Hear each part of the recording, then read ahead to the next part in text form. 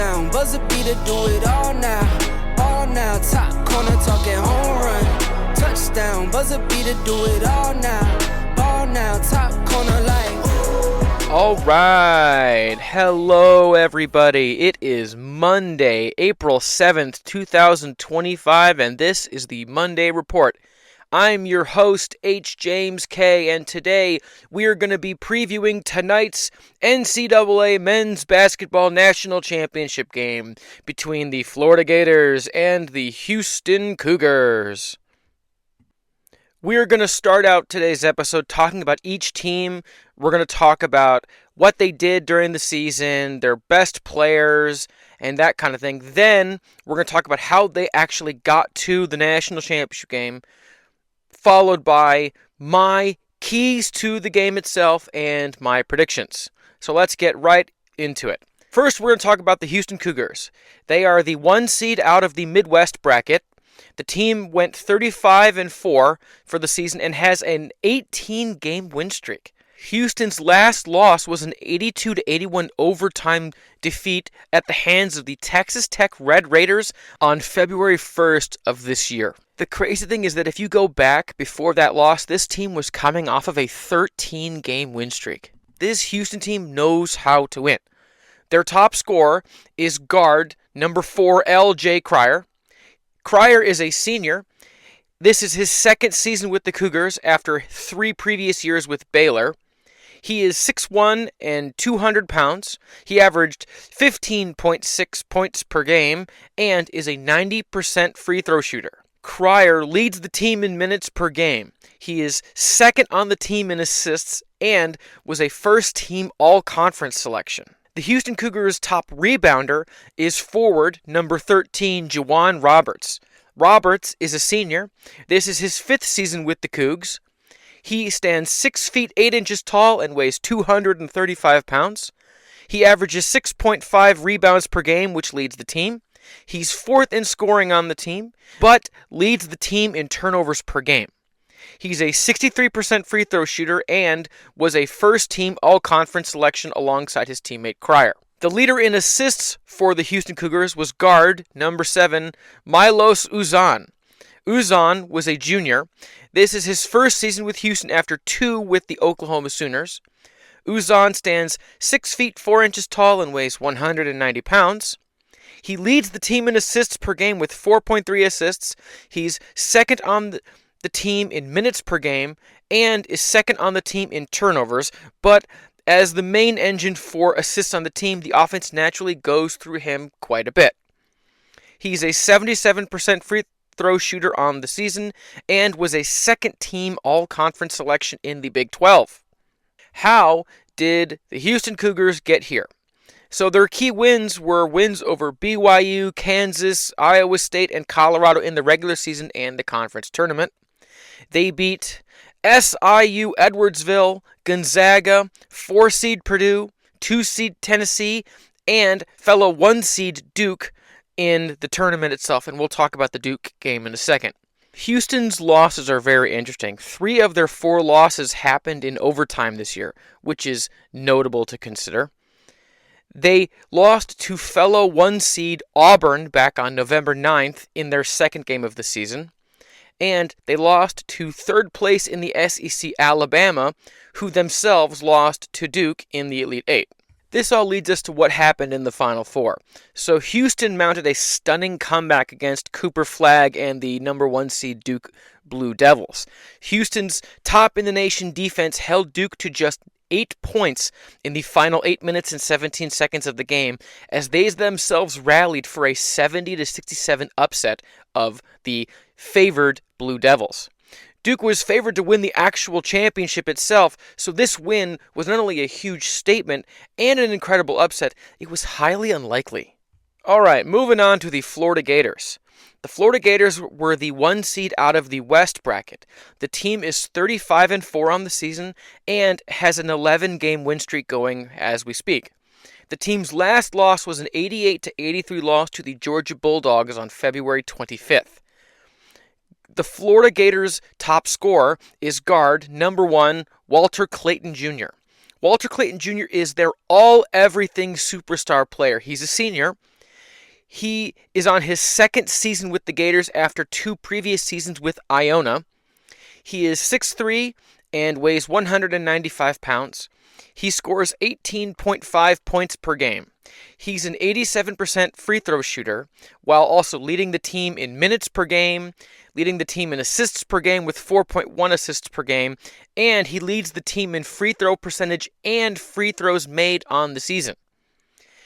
Walter Clayton Jr. was a first-team consensus All-American, while also a first-team All-Conference selection. The top rebounder of the Florida Gators was forward number 21, Alex Condon. Condon is a sophomore. This is his second season with the Gators. He stands 6 feet 11 inches tall and weighs 235 pounds. Condon averages 7.6 rebounds per game. He is a 60% free throw shooter on the season, while also leading the team in steals per game on defense. Condon was a first-team All-Conference selection in the Southeastern Conference. So, how did the Florida Gators get to this point? Well, their key wins were wins over Alabama, Mizzou, Texas A&M, and Auburn in the regular season and conference tournament, as well as going 2-1 against conference foe, the Tennessee Volunteers. The team beat Norfolk State, UConn, Maryland, Texas Tech, and number 1 seed Auburn in the NCAA tournament to this point. More on the Auburn game in a second. Florida's key losses were to Kentucky, a very stunning loss to Tennessee, a loss to Mizzou, and another to Georgia. As I just mentioned, their most notable loss was an uncharacteristically mediocre performance against Tennessee, where they lost 64-44. Walter Clayton Jr. was held to just 3 of 13 from the field and only 2 of 9 from beyond the arc, totaling just 10 points for the entire game. The team got out-rebounded on both ends of the court and had only 5 assists on the game. They had twice as many turnovers as the Tennessee Volunteers did. In the Final Four, Florida mounted a huge comeback to defeat number 1 seed Auburn, trailing them as much as 9 points multiple times during the game. Walter Clayton Jr. became the first person since Larry Bird in 1979 to have 30 points in both the Elite Eight and Final Four in back-to-back games. So, with the teams talked about and the stage set, let's get to my keys for the game. So, first of all, Walter Clayton Jr. As Clayton goes, so goes Florida. Against Auburn, whenever Clayton was on the bench, the Florida offense completely disappeared. With so much of Florida's offense going through Clayton, Houston will likely dedicate extra resources to stopping him. If Clayton gets going, it's unlikely that Houston's offense will be able to keep up in the face of Florida's length on the court and underrated defense. My second key to the game is Houston's smothering defense. The Cougs possess a truly incredible defense. On average, the Cougs defense holds their opponents to 10 points fewer than their average score per game. Florida scores 85 points per game, so with a game like this, it may turn into a race for 70 to 75 points. A rough, grinding it out kind of game. Houston held Tennessee to just 50 points in the Elite Eight, a team that gave Florida their worst loss of the season. If Houston's defense can produce a similar performance, even if it's just remotely close, not even on par, they'll be cutting down the nets at the end of the game. My third point, can Florida buck the trend? Florida has trailed at some point in every game of the tournament, having had to rely on Clayton to do 2 massive comebacks at some point in this tournament. If Florida wants to win the game, they're going to have to get out to a lead and stay there at some point. It's going to happen because you can't rely on late game heroics to continually dig you out of a hole that you dug yourself into. All right, let's finish it off with my prediction for the game. Florida's offense outside of Walter Clayton will disappear entirely, forcing the Gators to slug it out in a close, low-scoring defensive affair. LJ Cryer and the Houston offense will find just enough success to complement the Houston defense's exemplary performance.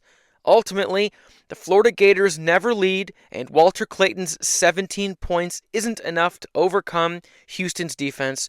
The Gators fall to Houston 72-63. All right, that'll do it for today.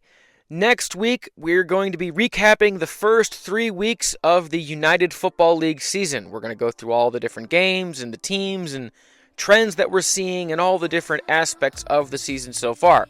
I might even make some predictions. You'll just have to wait and see. So I want to thank all of you for tuning in on YouTube. If you are seeing me on YouTube, it means you searched me out because my channel is very hard to find. So hit the bell. Like the video, comment, subscribe, do all the things. Help me grow the channel. Share the word of the channel with your friends, your family. Everybody spread the word. Thank you, thank you, thank you. For those of you listening on Apple Podcasts, Spotify, Amazon Music, or everywhere else that podcasts are distributed, thank you, thank you, thank you. I really, really appreciate it because once again, my podcast is a very hard thing to find. We're just starting out. We're just growing. So thank you so much for listening. My name is H. James K. Thanks for tuning in. Until next time.